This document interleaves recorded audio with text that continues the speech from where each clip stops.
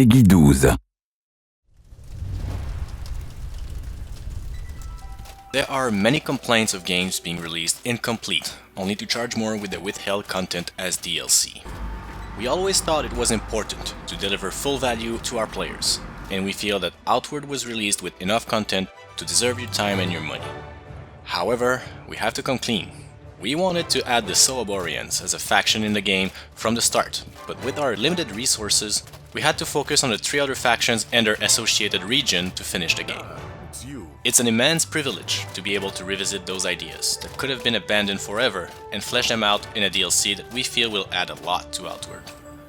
The Soroboreans will not only add a new faction of traders and academics, it also brings a whole new region to explore with unique creatures. This region is called the Antique Plateau, the ruins of a much larger metropolis which was destroyed during the Scourge outbreak.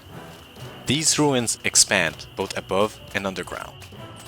Its dungeons are mostly comprised of interconnected areas filled with Scourge monsters and golems. Since many of you had time to get accustomed to Outward's challenge, expect a higher difficulty in this region than in the original ones. The Scourge didn't only bring monsters to the Antique Plateau, it also brought corruption. While exposed, corruption seeps into you and it can be difficult to clear out your body of its influence. The consequences of a high corruption level are dire, and treating it is difficult, so proper corruption-resistant gear or special potions are necessary to navigate some locations. Of course, we wanted to give the players new means to overcome new obstacles, and we introduced 2 new skill trainers.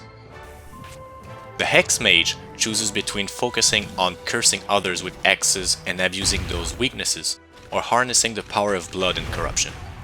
These blood mages are the only ones who might consider it positive to maintain a certain degree of corruption, but it can backfire.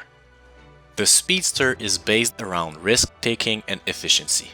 They have ways to prevent damage and lower cooldown for all their skills, making them highly compatible with many builds, either in melee or spellcasting.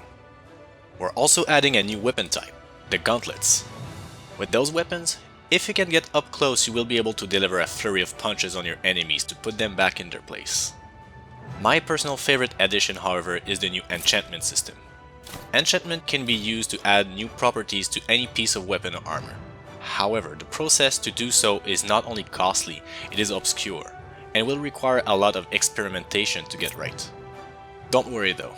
Failure to enchant your items will not cause the loss of these items, and you can find enchantment recipes in shops and in loot.